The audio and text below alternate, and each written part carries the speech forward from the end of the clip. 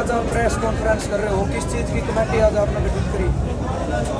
16 तारीख को जो इस हार्मक प्रकरण होया उसको लेकर के युवाओं की भागीदारी थोड़ी कम थी और जिम्मेदारियां भी कम थी युवाओं के पास। उस चीज़ से सीखते हुए खटखट टोल कमेटी है जो उसने भी अपना सुझाव दिया और जितने भी युवा इस टोल पर आते हैं उन्होंने अपना सुझाव दिया। उसके कारण हमने आज हमारे जितने गांव यहाँ पर आते हैं उनके युवाओं को इकट्ठा किया।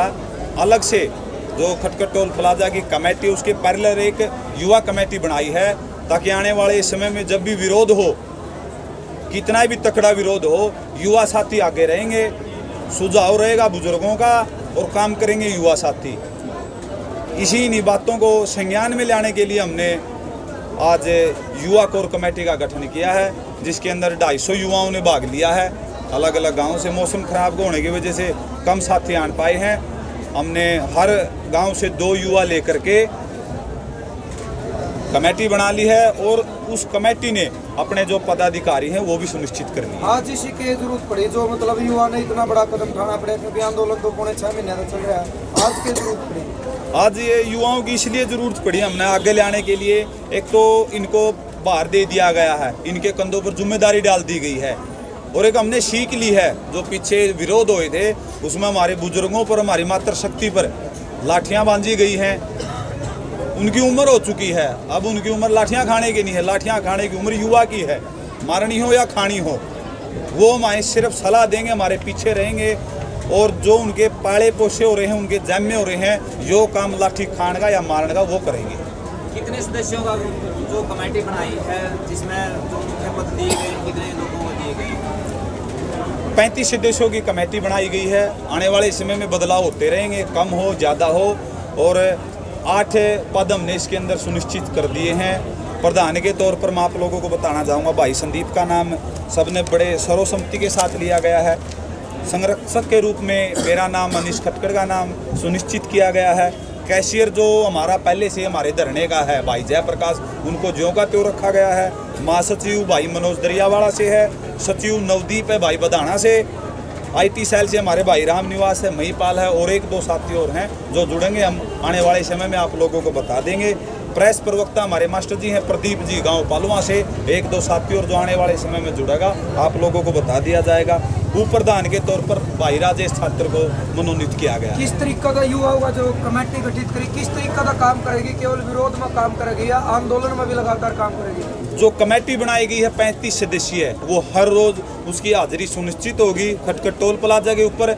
और आने वाले समय में जब विरोध होगा, 250 हमारे युवा साथी यहाँ पर नाम और अपना नंबर दे करके गए हैं, वो हर रोज भी आ सकते हैं अगर उनकी इच्छा है। नहीं तो उन्होंने सबने एक मत से स्वीकार किया है कि आने वाले समय में जब भी विरोध होगा वो युवा साथी यहाँ पर उपस्थित मिलेंगे। पब्लिक में या मतलब और जगह जो किसान साथी बैठे या गाँव में, उनको क्या मैसेज होगा एक युवा का जो इतना बड़ा कदम उठाया है? हमारा सीधा सा और साधारण सा मैसेज है कि भाई हम अपने दादा ताऊ ने अपनी मातृशक्ति को पिटते हुए नहीं देख सकते। आप लोग हमारे साथ आकर के जुड़िए और आने वाले समय में ये कमेटी भी गांव-गांव में जाकर के युवा साथियों को इस आंदोलन से जोड़ने का काम करेगी ताकि इस आंदोलन को संख्या के तौर पर भी मजबूती मिल सके। और यदि विरोध करना पड़े, हमारे बुजुर्ग 1-2 लाठी खा सकते हैं लेकिन हम जो युवा हैं वो 10-10 लाठियाँ खा सकते हैं। इसलिए हम युवा को इस आंदोलन से ज़्यादा जोड़ने की कोशिश करेंगे। हाँ जी भाई जी, आप क्या कहना चाहोगे जो एक कदम उठाया, युवाओं का एक संगठन बना, क्योंकि युवा हो वो बहुत बड़ी ताकत है देश की, क्या कहना चाहोगे? सबसे पहले सभी किसान भाइयों को संदीप बड़ौदा की तरफ से नमस्कार।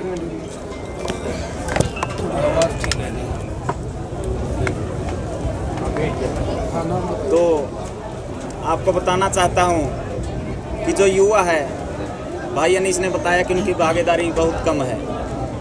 तो इन्हीं गलतियों को सुधारने के लिए जो हमने पीछे की हैं,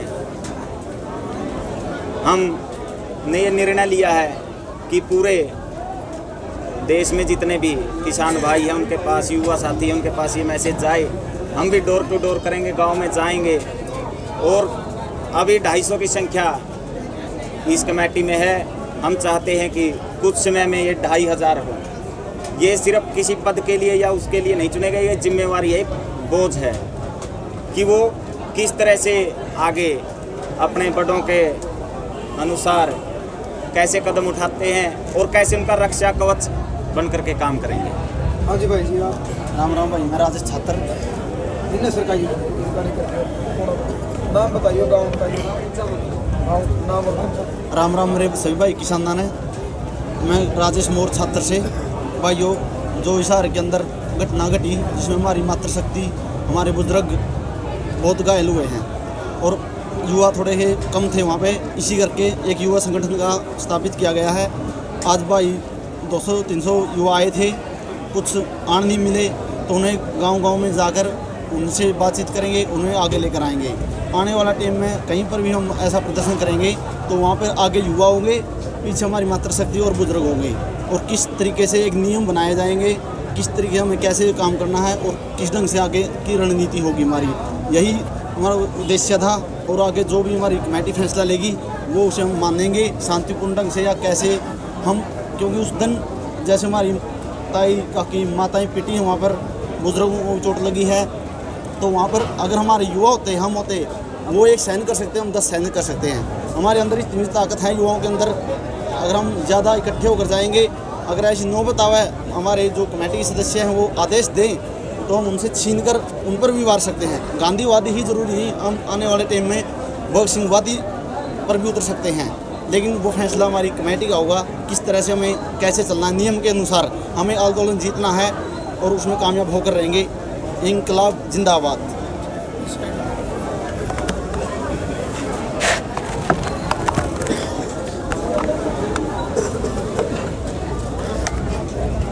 हाँ जी भाई साहब, क्या कहना चाहोगे? इंकलाब जिंदाबाद साथियों, मैं आवाज़ रामनिवास नहीं, हम नहीं सुन रहे। इंकलाब जिंदाबाद साथियों, मैं रामनिवास गाँव करसिंधु से अपना कमेटी की तरफ से IT सेल की ड्यूटी लगी है मेरी, और इस आंदोलन का प्रचार प्रसार कैसे बढ़ाया जाए, कैसे लोगों के कानों तक और भी मतलब इस आवाज़ को तेज़ किया जाए कि वह आंदोलन जुड़ो, और देश के हालात आज बहुत मुश्किल में हैं। और उसी के मद्देनज़र आज इस हमारी क्रांतिकारी युवा टीम का गठन किया गया है, जिसका कोई यूनियन या केवल ओनली शहीदों महापुरुषों शहीद भगत सिंह, राजगुरु, सुखदेव, हमारे क्रांतिकारी लोगों की विचारधारा को ध्यान में रखकर इस युवा टीम का गठन किया गया है।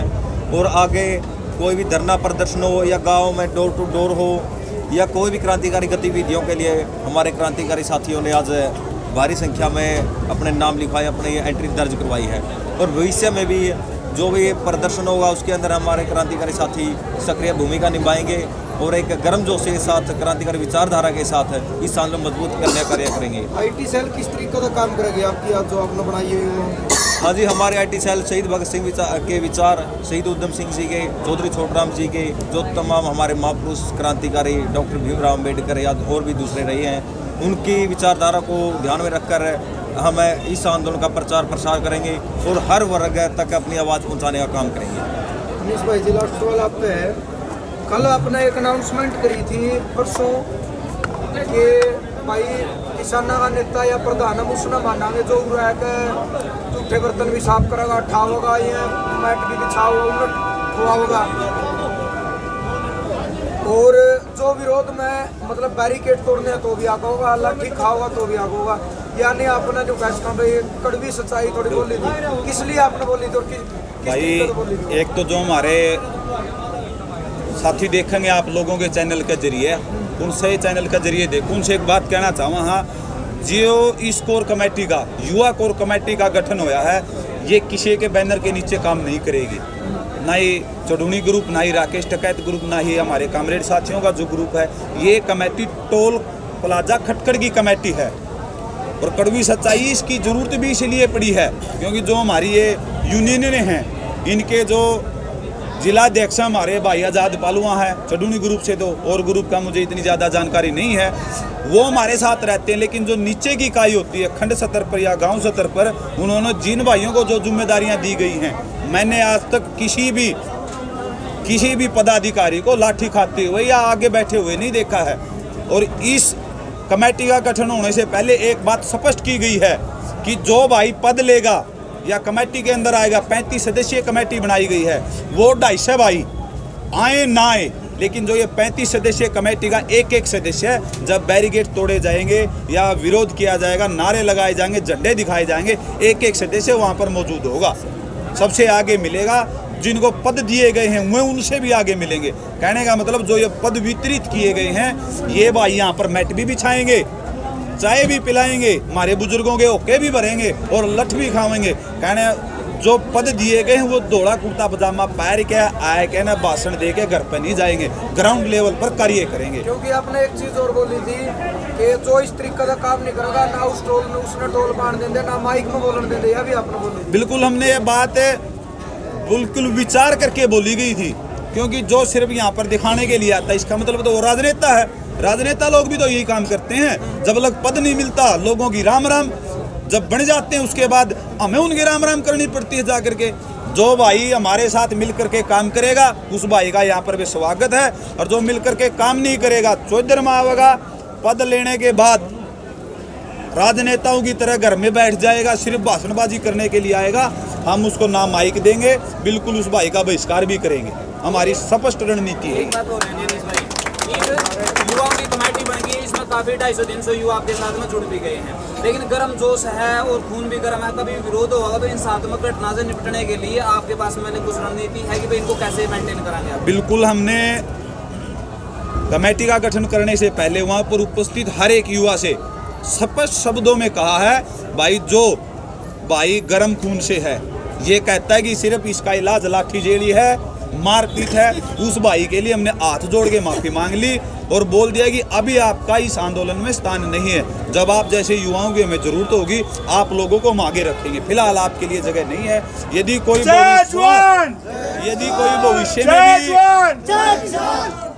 कोई भविष्य में भी ऐसी हमें लगा कि हमारे साथियों को, हमारे नौजवान भाइयों को गलत दिशा पर ले जाना चाह रहा है, चाहे वो कमेटी के अंदर हो या वो इसका सदस्य हो या कोई पदाधिकारी हो, हम उसको तुरंत प्रभाव से बर्खास्त कर देंगे नोटिस दे करके।